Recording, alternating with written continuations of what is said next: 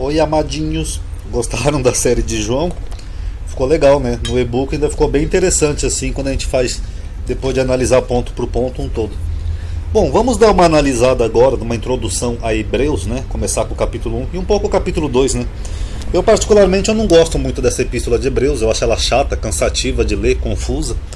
Mas tem alguns pontos interessantes que a gente pode observar, lendo assim capítulo por capítulo, que nem eu fiz com João. E a gente pode ter um pouco da visão do autor, né? Um pouco da teologia, né? E da cristologia que tem por trás da epístola, tá bom? E é até legal que vocês vão ver como o Novo Testamento ele mescla correntes de pensamentos diferentes, né? Perspectivas diferentes acerca do mesmo personagem, Jesus, tá bom?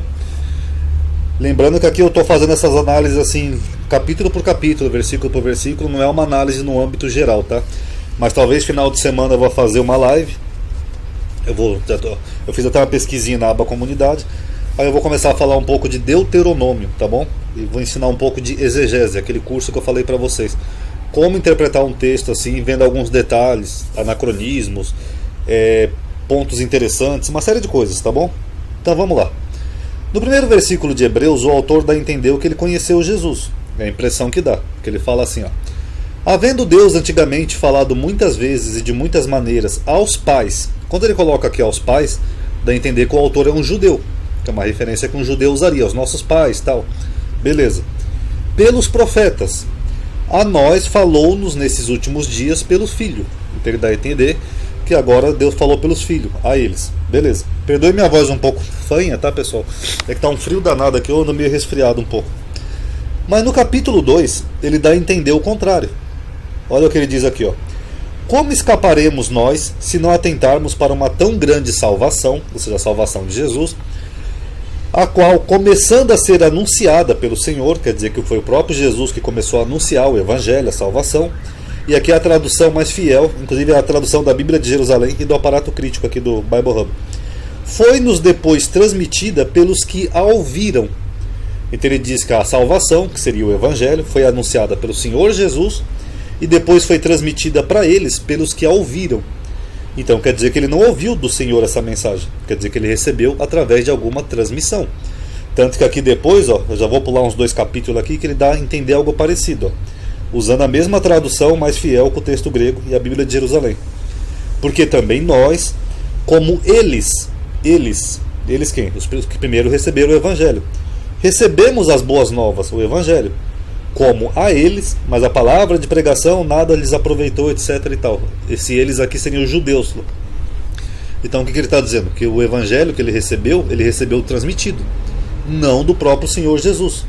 Então se ele recebeu transmitido por aqueles que ouviram, quer dizer que ele não é parte do grupo apostólico, ele não é um dos apóstolos. Aí, Ronaldo, mas aqui ele disse assim, ó, falou-nos a nós nesses últimos dias pelo Filho, mas aqui pode ser uma forma genérica. Ou seja, nós todos, os gentios, né, falou-nos pela mensagem do seu Filho. Então, é muito improvável que esse autor tenha conhecido Jesus, porque ele mesmo dá a entender em outros pontos que ele recebeu um evangelho transmitido. Tá bom? O autor parece ser um judeu helenista.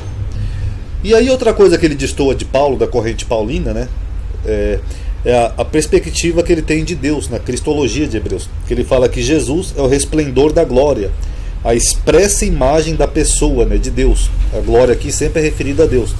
O que destoa da concepção paulina, né, que Paulo era crítico disso. Pelo menos numa das epístolas autênticas de Paulo, né, que é Romanos. Que ele fala assim, ó, e mudar a glória do Deus incorruptível, ou seja, um ser que não tem forma física, em semelhança à imagem do homem corruptível, que o homem tem forma física e se corrompe, né, morre, vai para a terra, o corpo decompõe. E é isso que Paulo está criticando aqui aos romanos. Mas já para o autor de Hebreus, Jesus é o resplendor da glória. Ele é a imagem expressa da pessoa do próprio Deus. Então não é do mesmo autor e nem da mesma corrente, apesar de Hebreus ter reflexos, né, e resquícios das correntes paulinas.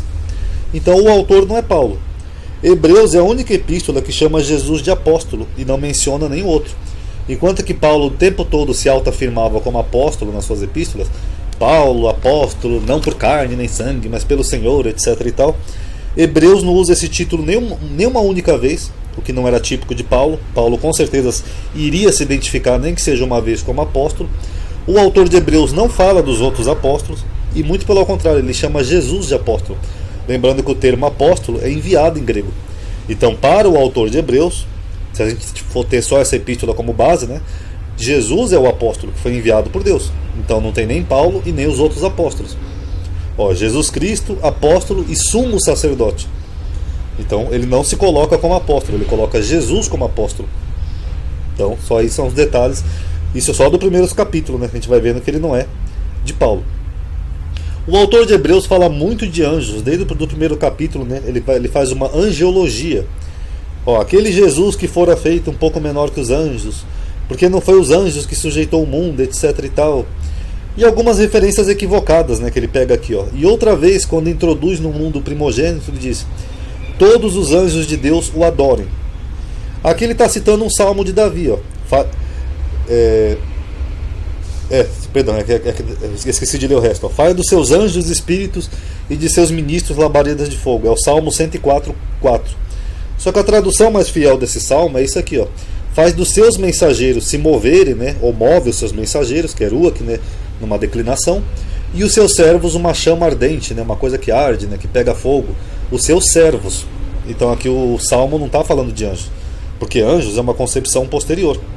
Anjos começa lá na Síria, né, que tinha a imagem do querubim, que eram seres animalescos, alados e com asas, e depois ele vai evoluindo. No mundo grego, os anjos já são seres humanoides alados, com asas que podem voar e transmitir mensagem dos deuses. Tanto que eu já fiz aqui nesse canal um vídeo sobre anjos na Bíblia, né? Então não é essa concepção que o autor de Hebreus tem. Isso mostra o quê? Mostra que ele estava usando uma versão grega das Escrituras, talvez até a Septuaginta, é bem provável.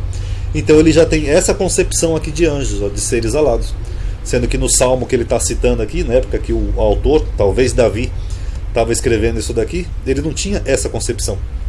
Então isso mostra que o autor é um judeu helenista, ou algum grego que estava escrevendo essa epístola dos Hebreus, tá bom? Tanto que nem Paulo faz essas associações. E aí depois ele faz uma outra expressão aqui também, né, sempre com anjos, né? A qual dos anjos disse jamais: tu és meu filho e hoje eu te gerei? Na verdade ele tem razão, Deus nunca disse isso para nenhum anjo. Sabe por quê, pessoal? Porque na verdade isso aqui ele também está tomando de um salmo de Davi. Tu és o meu filho e hoje eu te gerei. Agora, o que quer dizer esse salmo de uma forma bem resumida? Aqui Davi está falando sobre ele mesmo, ou o autor do salmo. Eu, porém, ungi o meu rei sobre o meu santo monte de Sião. Meu rei, é o rei Davi. É dele que ele está falando aqui: tu és o meu filho e hoje eu te gerei. Vocês querem saber por quê? Eu vou dar uma explicaçãozinha resumida aqui.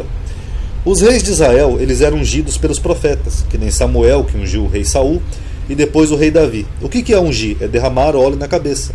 Ungir é do termo machá, né? Derramar óleo, untar.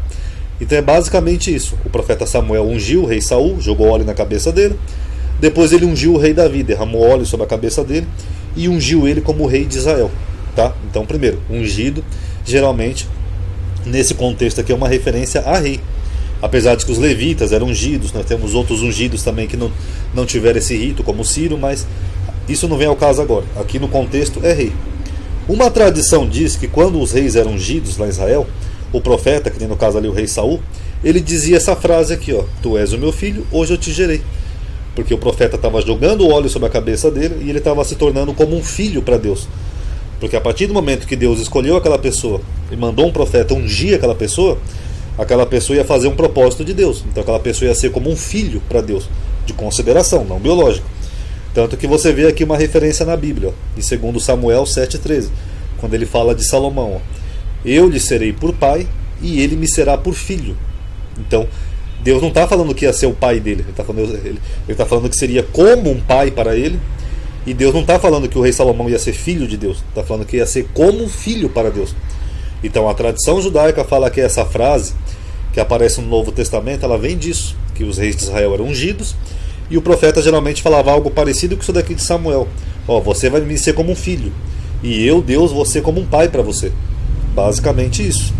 Mas aqui o autor de Hebreus, ele toma literalmente a frase como se fosse uma referência a Jesus, né, talvez lá por causa do batismo de João Batista, e ele dá a entender que Jesus é de maior excelência que os anjos, porque Jesus foi constituído filho e herdeiro. Mas só que essa frase aqui já era comum no mundo judaico. Todo rei de Israel era considerado filho. Tanto que você pode ver em Samuel. Ó. Esse aqui também tem paralelos em Crônicas, Reis, onde o Deus falou de Salomão: eu vou ser como um pai para você e você vai ser como um filho para mim. Então isso demonstra o que também? Que esse autor de Hebreus, ele também, assim que nem eu falei lá da sériezinha de João, ele desconhece a cultura e a tradição judaica. Ele é ignorante nesses detalhes, nessas expressões, porque ele toma como literal, e com certeza ele está usando a versão grega das escrituras, tá bom? Aí depois ele chama Jesus de Deus, né, de uma forma estranha aqui, ó. Mas do filho, quer dizer, então que Jesus só é o filho. Salomão, os outros reis não eram. Ele diz: ó Deus, o teu trono subsiste pelos séculos dos séculos. Então ele chama Jesus de Deus aqui é Theos em grego. Tudo bem que nós podemos ver até um equivalente do Elohim em hebraico, né, alguém que foi dotado de poder de Deus. Mas se a gente for tomar aqui como Deus literalmente, primeiro que isso quebra todo o monoteísmo do Velho Testamento, onde Deus fala: ó, fora de mim não tem outro Deus. Então como é que Deus chama o Filho de Deus? Não teria sentido. Segundo, que ele fala aqui alguns versículos de adiante, no capítulo seguinte, que Jesus foi feito menor que os anjos. Então Jesus é um Deus menor que os anjos? Os anjos são maiores que o próprio Deus? Então com certeza é uma coisa bem complexa. Por isso que eu não gosto dessa epístola, ela é esquisita. E por fim ele chama Jesus desde do começo, né, de sumo sacerdote, né? O que também é uma coisa estranha, né? Porque Jesus não foi sacerdote, né? Ele até menciona depois no livro mais para frente que se fosse na terra nem sacerdote ele seria. Os sacerdotes eram da tribo de Levi, geralmente, né? Os que recolhiam os dízimos, tal, não sei o que. E aqui ele fala que Jesus é um grande sumo sacerdote, né? Dando a entender, ou fazendo uma analogia, que Jesus é quem recebe a expiação dos pecados lá no céu, né? Aí ele faz depois toda aquela associação com Melquisedeque, que nós vamos ver mais para frente depois aqui, analisando Hebreus. Mas é estranho, né? O autor de Hebreus é o único que usa esse título para Jesus, né? O que destoa também da corrente de pensamento paulino. Depois ele dá a entender, que nem em João também, tentando destoar Jesus dos judeus, como se Jesus não fosse hebreu, judeu ou descendente de Abraão. Porque ele fala assim, ó: e visto como os filhos, quem são os filhos? Os judeus, participam da carne e do sangue. Aqui a gente também pode pegar como uma referência a humanos, né, os seres vivos. Também ele participou das mesmas coisas. Então ele dá a entender que Jesus só participou das mesmas coisas que os filhos, para que pela morte aniquilasse. Aqui depois eu vou mostrar daqui a pouco para vocês. Então ele distou um pouco. No versículo 17 ele fala assim, ó: por isso convinha que em tudo fosse semelhante aos irmãos. Semelhante. Então quer dizer que ele não era uma pessoa como os outros, ele só era semelhante. Lembra que eu falei na série de João sobre os docetistas, que eram seitas que diziam que Jesus tinha só uma aparência aparente, que ele não tinha um corpo físico de verdade, era só uma semelhança para fazer uma missão? A epístola de Hebreus lembra isso, que ele fala que Jesus era só semelhante aos irmãos. E se a gente pegar aqui os irmãos como os judeus, o autor estaria dizendo que ele não era judeu, era só semelhante. Então meio estranho. E o diabo aqui, ó, para que aniquilasse o império da morte, aqui eu já mostrei no outro vídeo que o império da morte é Roma e diabo é inimigo, né, em grego, diabolos, né, sempre é usado para inimigos. Isso eu já mostrei. Mas isso mostra que essa epístola ela é bem mais tardia do que a gente pensa. Porque ele está dizendo aqui, ó, que Jesus, com a morte dele, ele aniquilou o império da morte, o império romano que perseguia os cristãos. Então isso joga a datação dessa carta mais para frente, e não tão antiga como as pessoas pensam. Tanto que ele fala aqui, ó, no capítulo 2, versículo 15, ó: e livrasse todos os que, com medo da morte, estavam por toda a vida sujeitos à servidão.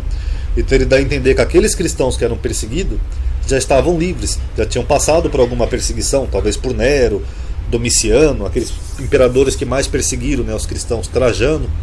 Então isso joga essa carta mais para frente, provavelmente meados já do 2º século, quando já não tinha mais a perseguição aos cristãos.